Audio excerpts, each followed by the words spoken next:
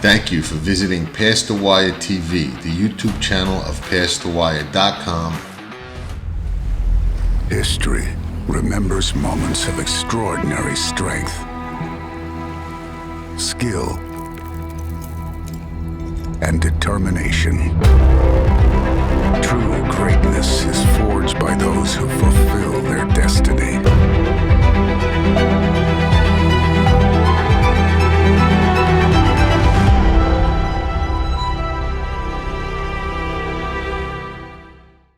Hello, everybody. Welcome to yet another episode of Unfiltered on Past the Wire TV.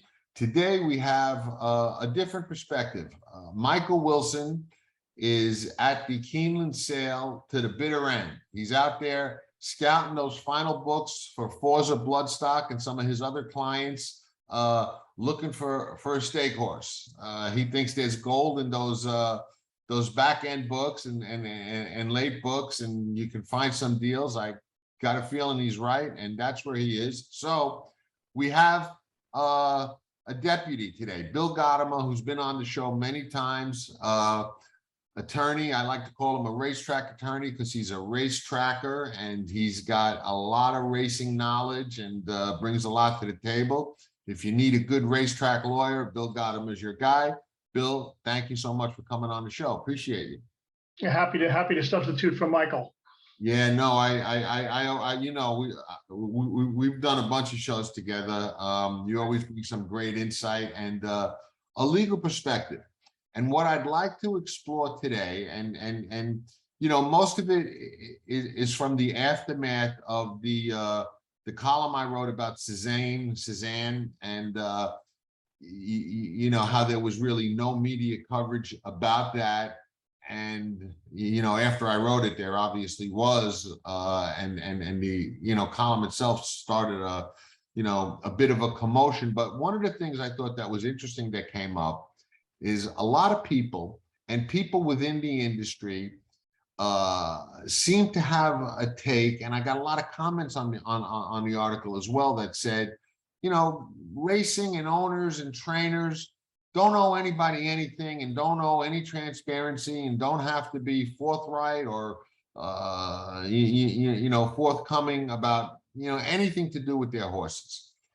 And that's always been, in my personal view, kind of a slippery slope, a thin line, because I get the point that you may not want to share training secrets. You may not want to share, little things that you do that you might not want other trainers that you're competing against to know that you do.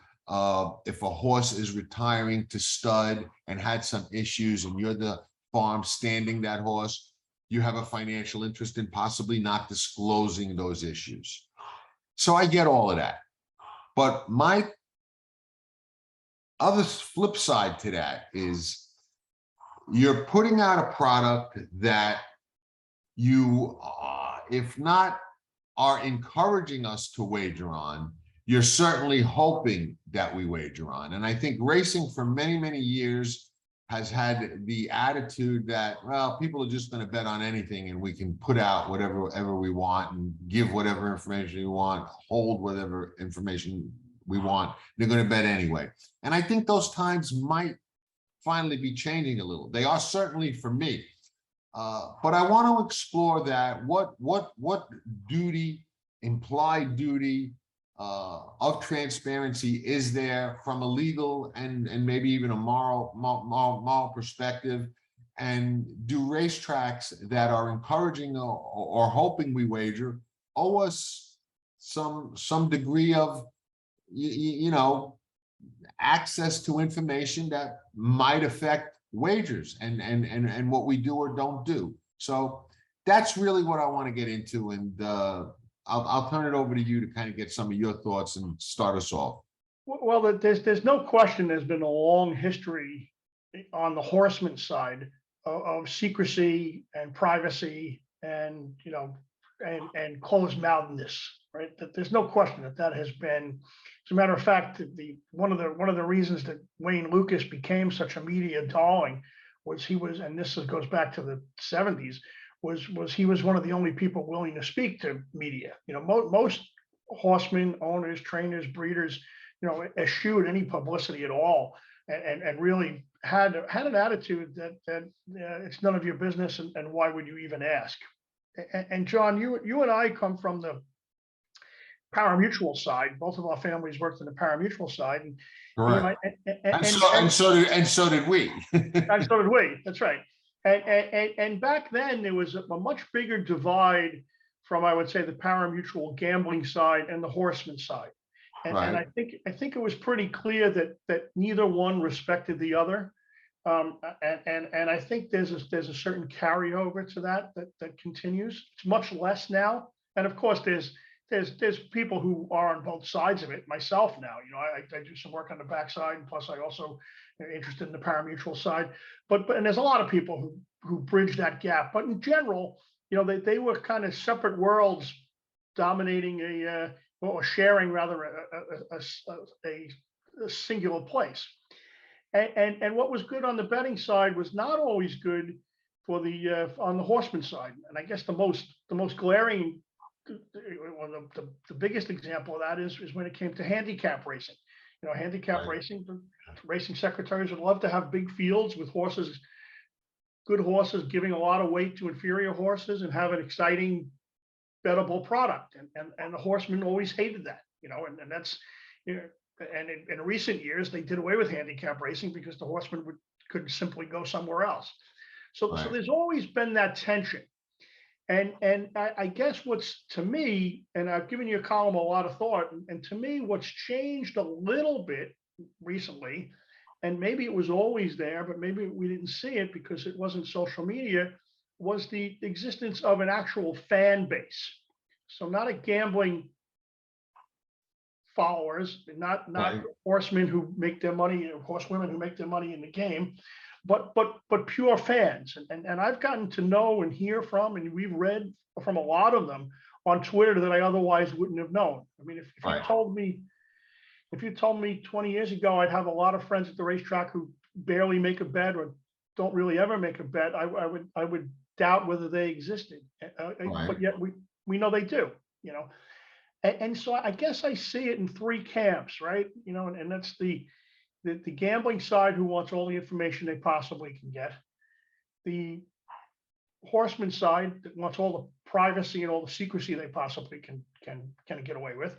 And the fan in the middle, who, for lack of a better term, sometimes has an unnatural feeling or irrational feeling that they have an ownership or a rooting interest or some other interest in a particular horse. Right.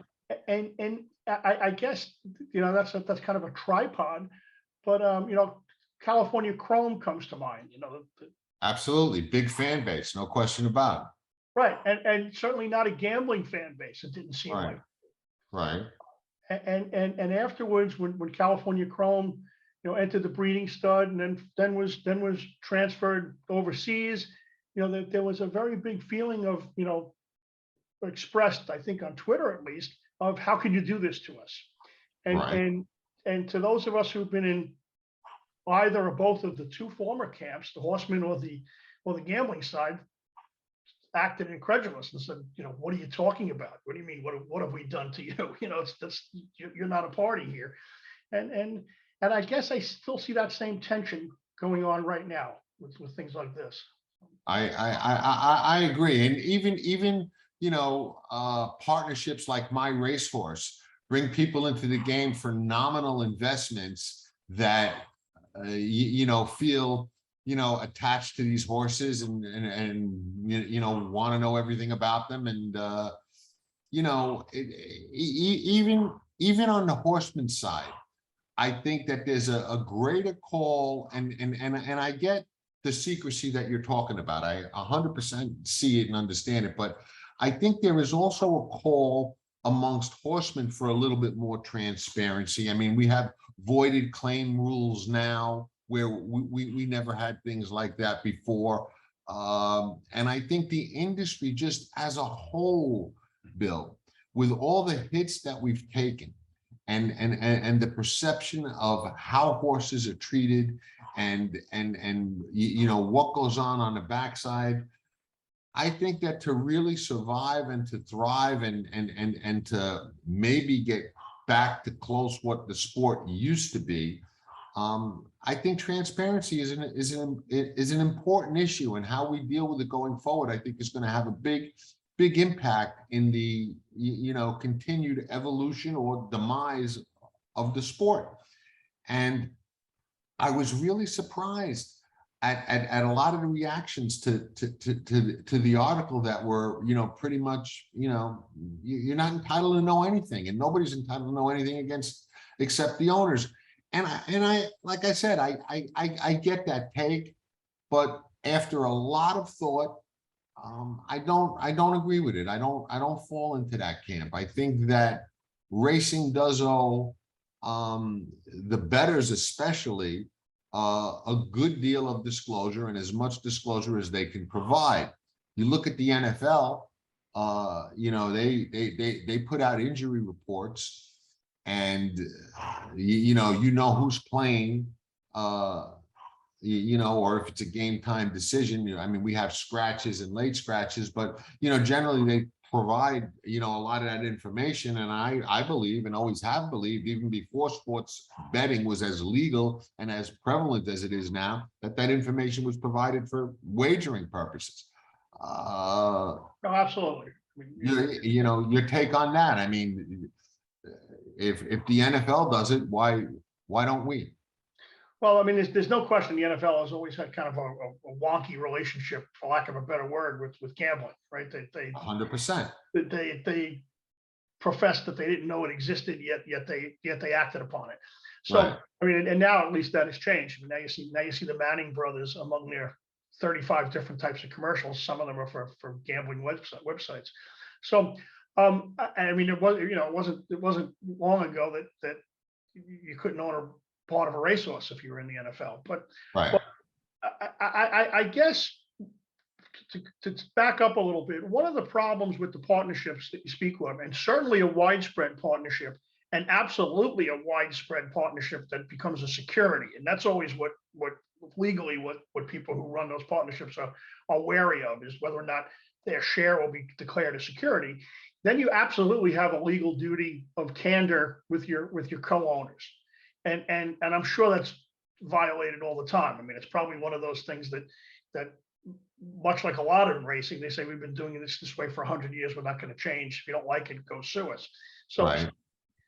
but they have a legal obligation there.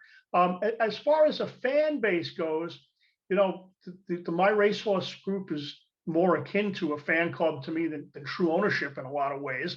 And that's not to denigrate them. I think they would admit that's more like what it is. I have a rooting interest more than anything else, not necessarily. Right. Fans don't have a right to really anything, I guess, you know, unless you want to do it for public relations purposes. And then that gets back to your conversation. And a lot of times we have conversations in the game, in the sport, about whether or not it's sporting and whether or not horses should try to win championships, whether horses should try to win, take on the best. I mean, you know, one of my clients with Special Reserve took on Jackie's Warrior last year in the Breeders' Cup, and we're proud that we did. Both of us lost, but it's the way you should participate in sport, as opposed to Right. trying to run second, right? But a lot of those conversations really are for the fan base. I mean, you know, there's people who say, who cares about a national a championship thing? Who cares about Horse of the Year? Who cares about best 3-year-old on the grass? That's all for kind of the non-gambling or non-participatory fan base. Right. So, you know, again, I mean, if you're trying to promote the sport, certainly transparency is a good thing. Although I will say, I think there's a dichotomy here between owners and breeders. And you said Michael's at the sale, and if you wanted transparency, and if you went to the Keeneland Sale, or you went to the Saratoga Facing Tipton Yearling Sale, and before the announcement, you said we're going to sell 145 horses. And 2 years ago, we sold 145 horses for, you know, $75 million, and collectively in the last 2 years, they've earned $1,300,000, and most of them are gone to lose money. People wouldn't like that transparency. So I guess Right. in the Cezanne instance, I don't see anybody really anxious to put their hand up and say, we paid $3.6 million for a horse that had a middling career and had no breeding value and may or may not have been insured. So I don't see them raising their hand for that, I guess. And I Right. probably would have advised against it. So, Right. And you know, and again, I understand that, but when you try and look at it from a broader perspective, you know what I mean? And you know, what's best for the game and the sport in the current state and position that we're in, okay? With the kind of scrutiny that we have, with the kind of perception that we have, and the fact that and this is something that doesn't get brought up, but I will bring it up. We're dealing with, and we are the custodian of animals that really can't talk, that really can't tell you that they're hurting, they don't want to run. Today's not my day. I feel like staying in the barn. They don't have that luxury and that liberty. So transparency, I think, goes a long way. And I'm talking about complete transparency and knowing, you know, all the vet records and all the injuries and everything that has to be done to a horse to get them to be able or be sound enough or pain-free enough to race on race day, being disclosed. And I think there's an argument to be said that we might owe that to the horses, and you know, it's a responsibility that goes along with having the custodianship of them. I mean, is that a ridiculous argument or a ridiculous take?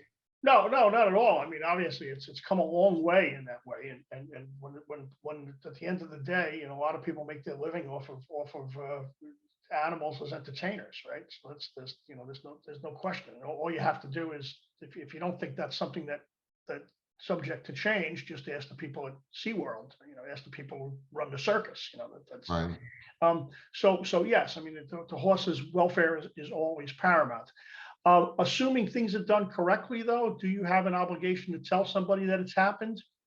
You know, I don't know. I mean, I think they've come a long way now on big races, on sharing vet records. You know, HISA, which seems to absolutely be despised, probably because it rolled out the wrong part of their regulations first, namely the whip rules instead Right. of the drug rules. You know, goes a long way towards having records on vet records and the like. Right.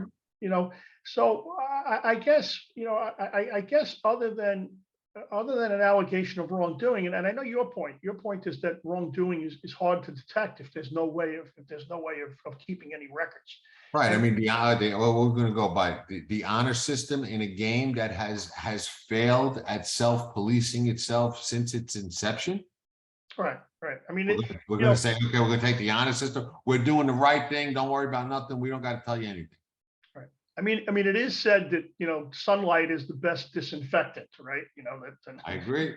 I guess once former president thought maybe bleach was the best disinfectant, but sunlight is the best disinfectant in that other people who are otherwise good people might do something in secret that they wouldn't do if it were public. And whether that's for embarrassment or whether that's morals or fear of repercussions. So yeah, I think probably, you know, there's a it probably would be helpful to have what you speak of as a Carfax. You know, I know that there are a number of efforts brought up by fans and commentators now to kind of have a complete database of where every horse has wound up.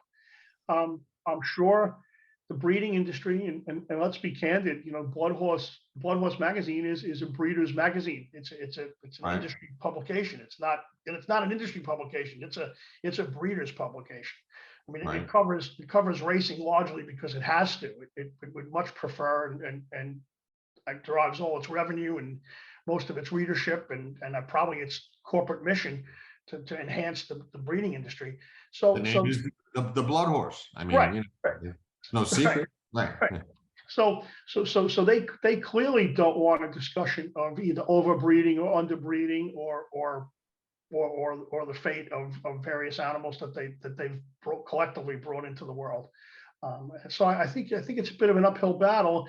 The only ones who really can force it, I think, are the regulators. Now, New York State Gaming Commission has a pretty good website as far as various things. They get They do. criticized a lot, but They do.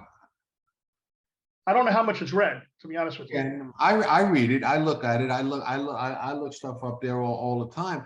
And you know, they do have a lot of information, and for the stakes, you can get a lot of, you know, who's treated with what.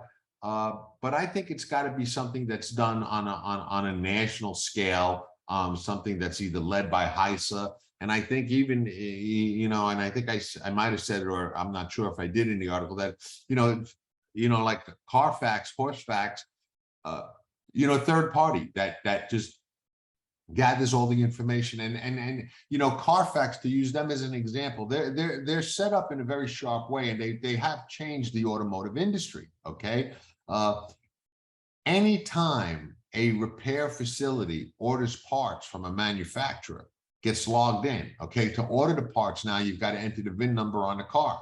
So if you order a front bumper for a 2018 Toyota Camry with this VIN number, that goes to Carfax. They know that bumper was changed. There's an accident report. That report, as soon as it gets entered into the you know, police database, and they all do, they're all computerized, and all goes to them. So it's very hard to circumvent Carfax. Is it perfect? Probably not. Are there ways that people get around it? Probably so. But you know, it's set up in a way where it picks up things even that you might not want it to pick up, and want it, you know, to wind up there. Every time you take your car to the dealer to get the oil changed, Carfax knows. Anytime you take it in for any kind of warranty repair, Carfax knows. So, and that all becomes a permanent history of the car. Anytime ownership is changed, Carfax knows. And it certainly has changed the market for cars. Now people want to show me the Carfax. A car with a clean Carfax is worth more than a car without one.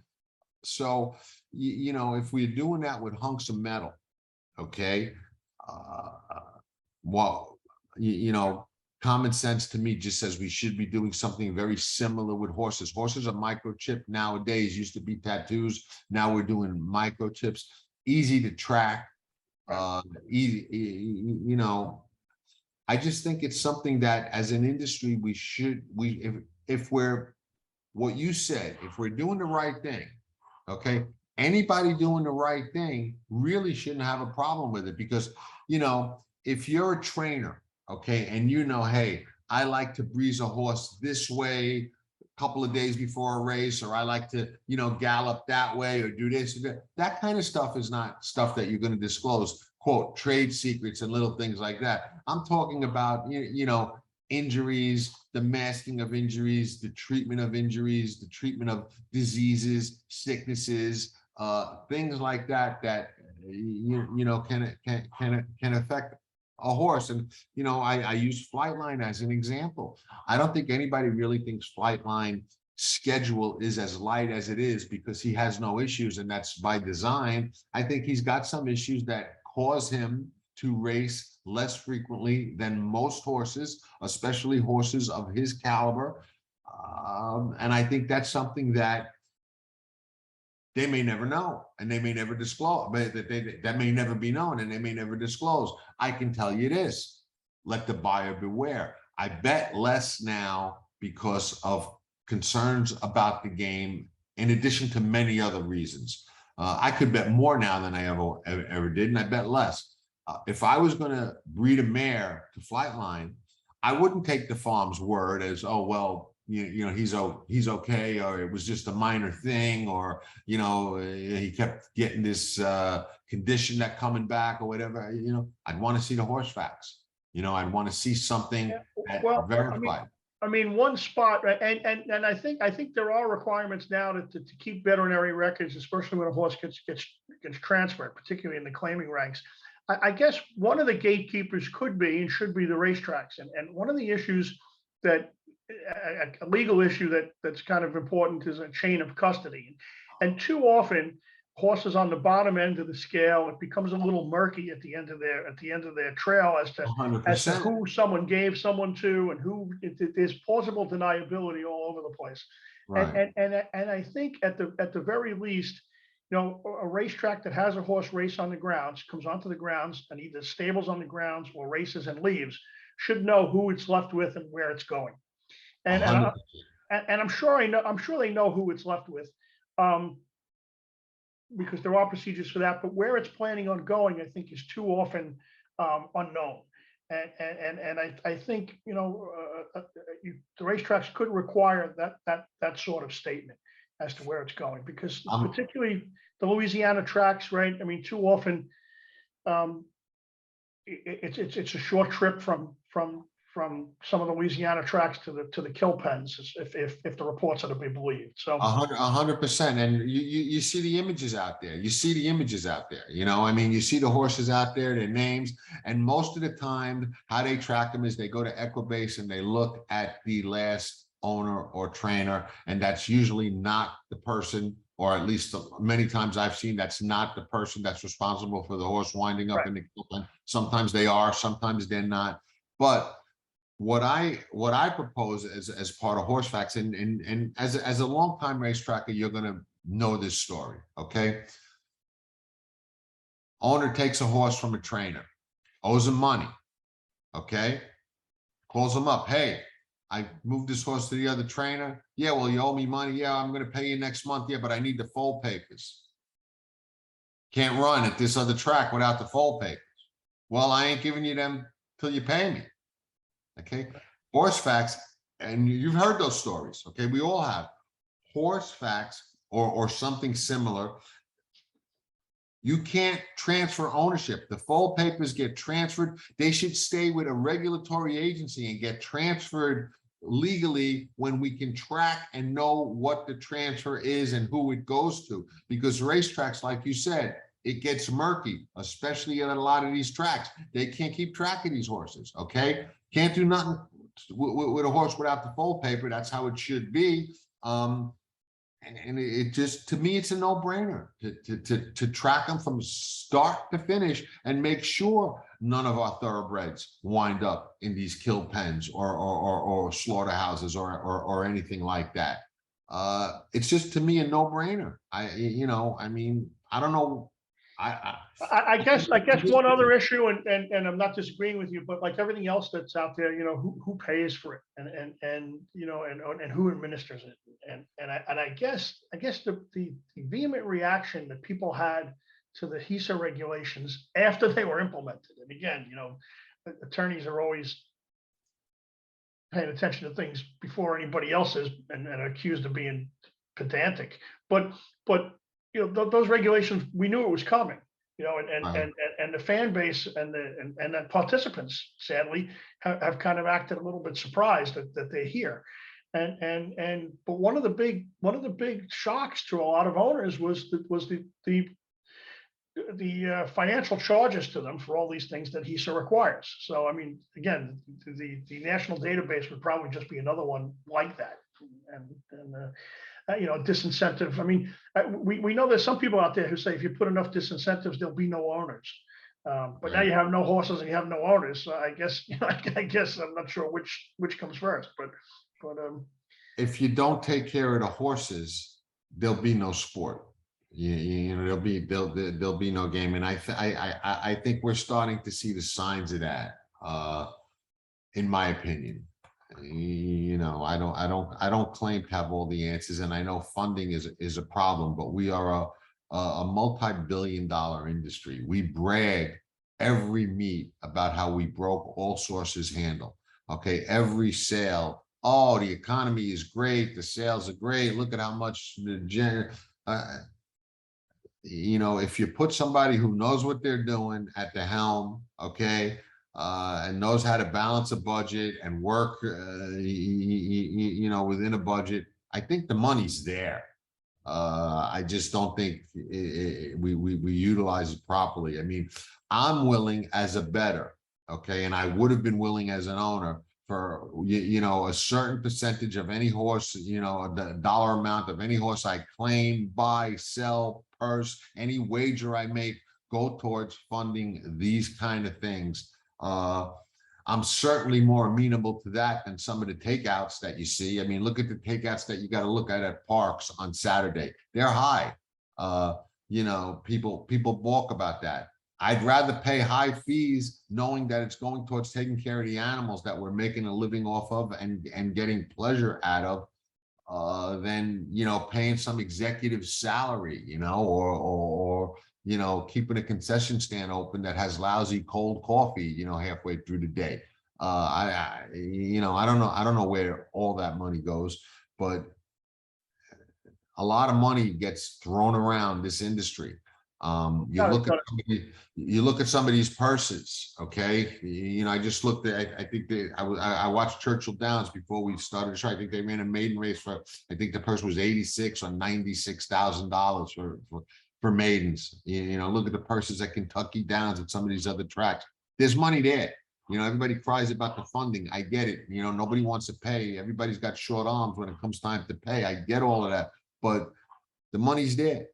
I believe the money is there, and we just got to find a way to funnel and channel it into some of these programs. Correct. Well, I mean, the Cezanne ending was sad, and it's I guess no one wants to be embarrassed, and from a financial standpoint, not necessarily how the horse was treated. I think the horse was treated, from everything we can tell, the horse was treated properly throughout. So, and that's, there's no reason to think otherwise.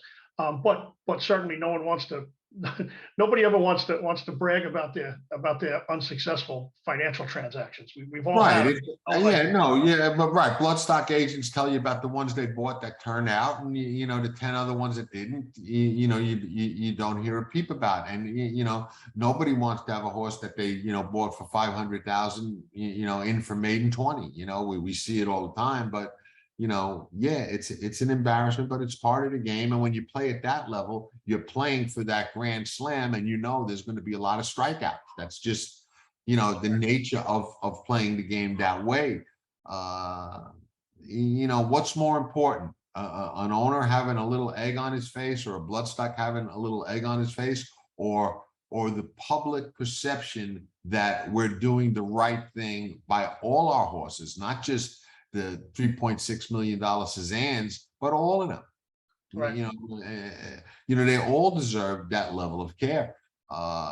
And until we have something in place that monitors and checkpoints and forces people by custodianship of full papers and things like that, I just don't see it happening. I don't even know that HISA has enough power and even enough knowledge to make it happen.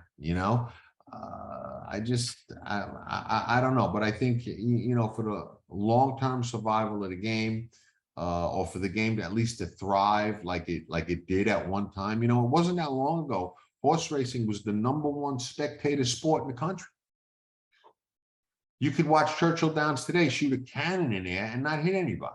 No, absolutely. Well, obviously things have moved off track. There's no question about that. Right.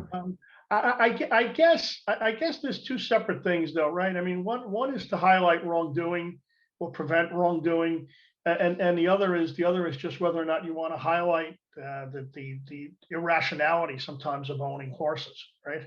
So I mean, I can see the NCAA football probably doesn't really highlight the 98% of the players who played, had a few good years, came out of the game and went on not to play any longer, because people would say, well, why am I watching this, I guess, and right.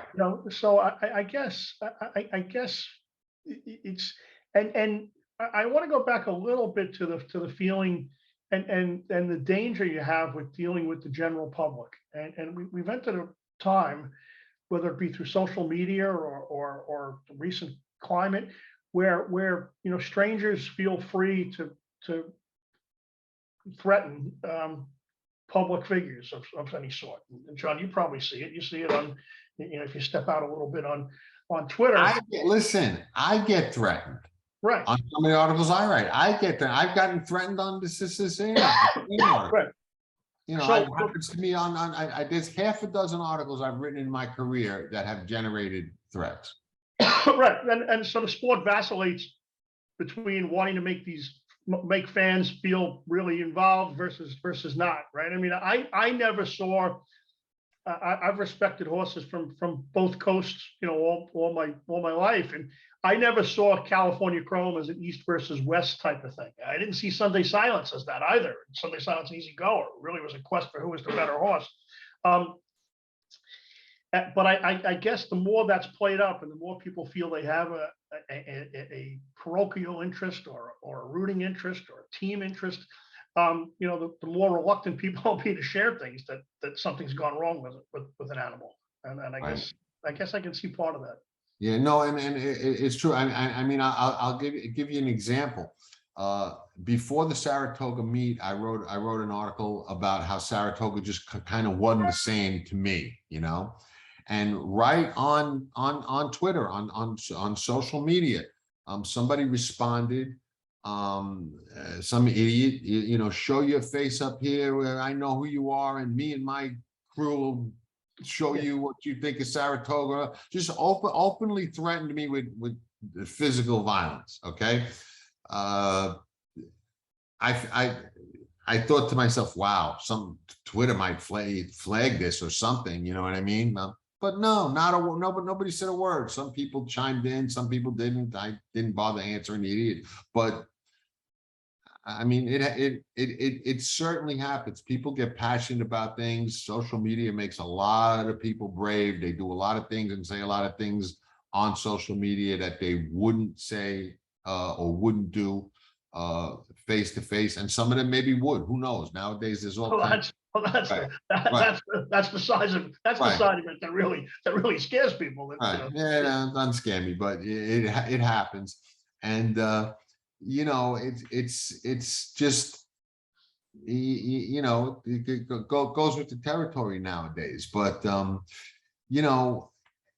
I just think the reaction to that article by a lot of people, and there were many different takes on it, and most of them were very favorable, but there were some that were not favorable, and the ones that really got my attention, most of them really didn't. Okay, most of the criticism, most of the compliments, really, that goes along with any article. My articles tend to elicit reaction from people, but most of it didn't. But what really got to my attention was the people that responded as, there's no duty to tell you or anybody else anything about Cezanne. Who are you and who is anybody other than the owner to know anything about that horse and what they did with him or didn't do with him? It's absolutely none of your business. And like I said, I get that point, but after a lot of deliberation in my own head, I don't agree with it. I think certainly if you want to get selfish about it, okay, I could say from a wagering standpoint, okay, and I back this up with my money. From a wagering standpoint, if you don't tell me and I don't know everything that I want to know to make a comfortable investment, because I consider a wager an investment, I'm just not going to bet on your product, which is one of the reasons why I bet much less now and why I gravitate to betting at certain tracks on certain days at certain meets. 80% of my handle on an annual basis is 5 days of the year, and that's probably the way it's going to stay for the remainder of my career, because I don't see enough change coming, within my lifetime to change that back to what it was. So you're asking people to wager, you're encouraging them to wager, you're hoping they wager. I'll just take it from a better standpoint. I want to know, A, that the horses are taken care of, that they're sound, that they're competitive, that they're not sick, that they're not hurt, that they're not on some kind of drugs, that they're not sore. And, if not, I'm not comfortable betting. I'm not going to bet on your product. Well, there's no question, Jonathan, that history has shown that the more transparent an industry is, the better off it is. And I think but again, that's often long-term versus short-term. And it's very difficult to convince people in the short term to take something that's against their interest. So, I mean, right now, everybody seems to hate government regulation, but the SEC caused Wall Street to go from being something that was considered to be akin to casino wagering and full of charlatans and cheats. And Joseph Kennedy established the SEC, and now you literally have school teachers and widows feeling very comfortable putting their 90% of their net worth in the stock market, and that's because of transparency. I mean, it's not that it's always worked, but there are transparency requirements. Right. And would racing have propelled to handle equivalent to the explosion that Wall Street had with the SEC if it had HISA actually do all the things that you said and people felt confident, and that would include rider tactics, that would include stuck horses, would include all the things that go with full transparency?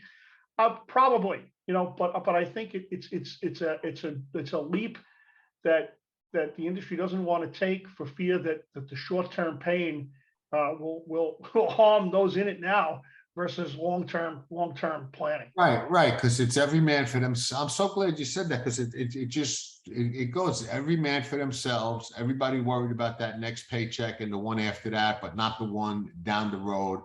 And it's really not about the horses, like a lot of people say on the management level, at least from my take. And I think you're saying that, and I'm glad you said that.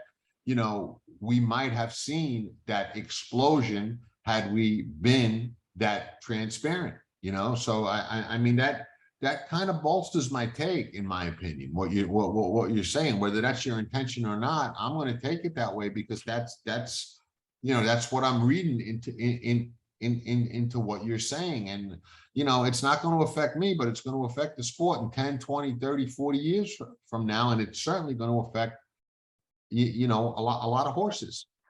I mean, this is a bit of a tangent, but the NHL always suffered from this problem, right? The NHL was a bit of a circus. There were fights, there were violence, there was.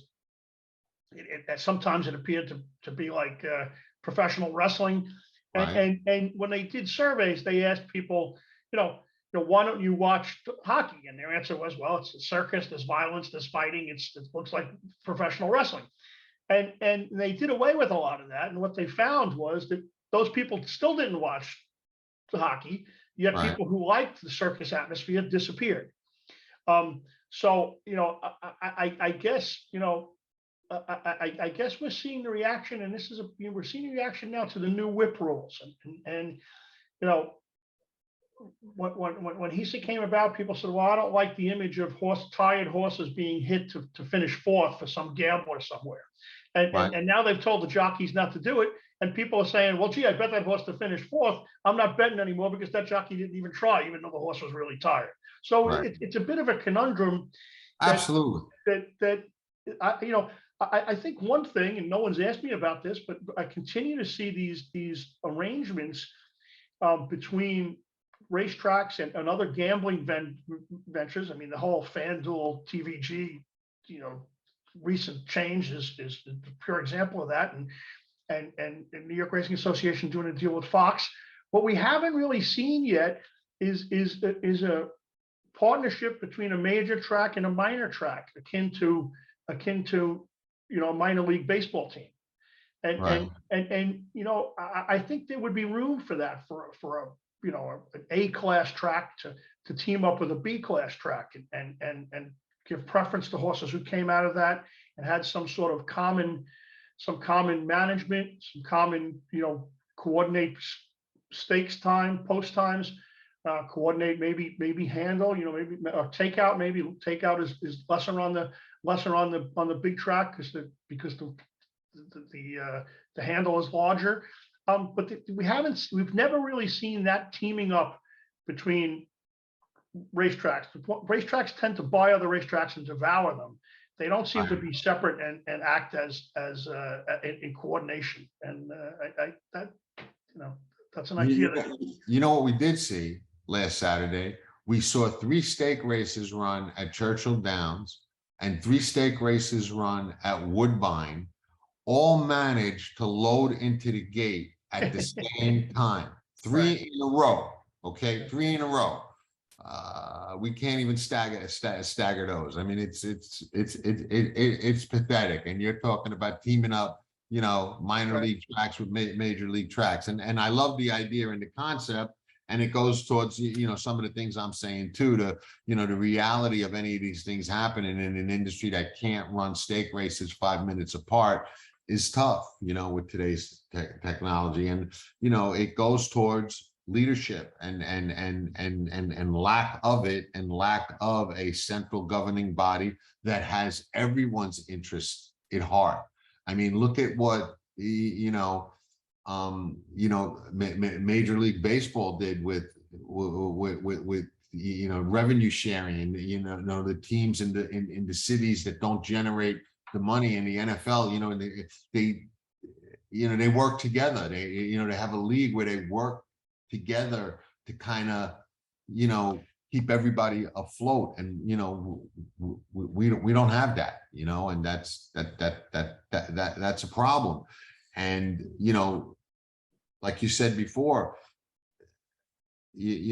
fans, you ask a lot of fans, a lot of people about racing, and they tell you, oh well, it's all fixed, it's all rigged, it's all like wrestling, and they stay away from it because of that, and they don't invest and bet on it because of that, like they do on Wall Street with the transparency. So I think that the short-sighted view, while I get that fear and I get that selfishness, it's the wrong view, it's the wrong take.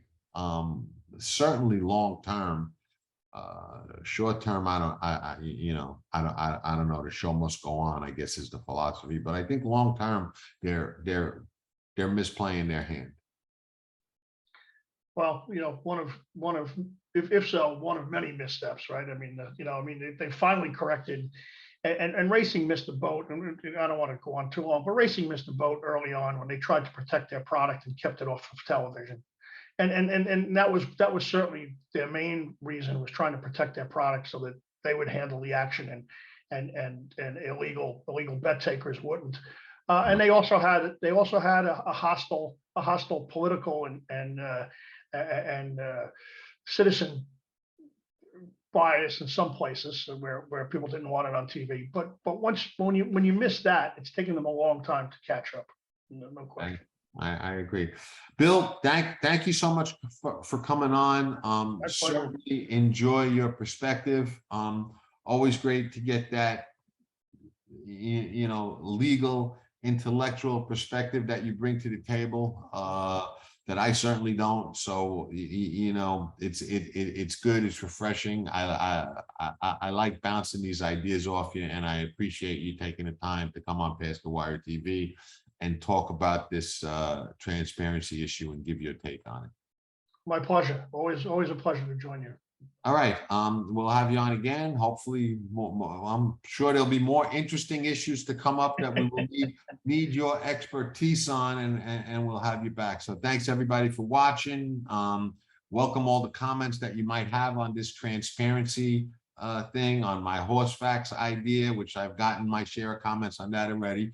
But weigh in, and ciao for now. Thank you. Thanks, everybody.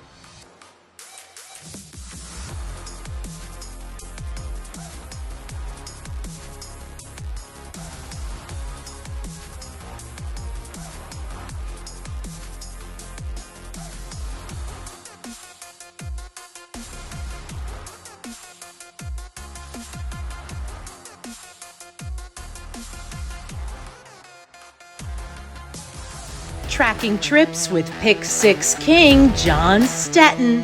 It's one of the best tools in horse racing for any level of player. It's your second set of eyes, spotting troubled trips, betting angles, track trends,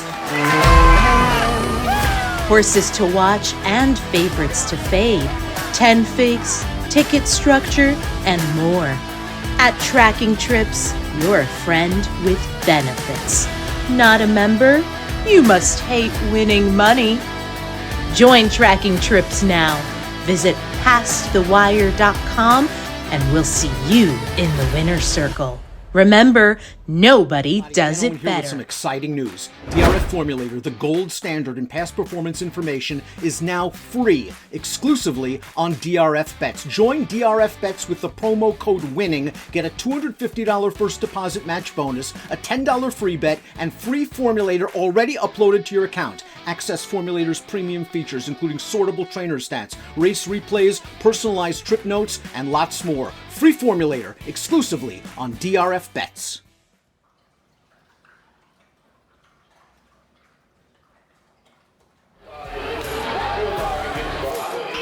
Nobody does it better.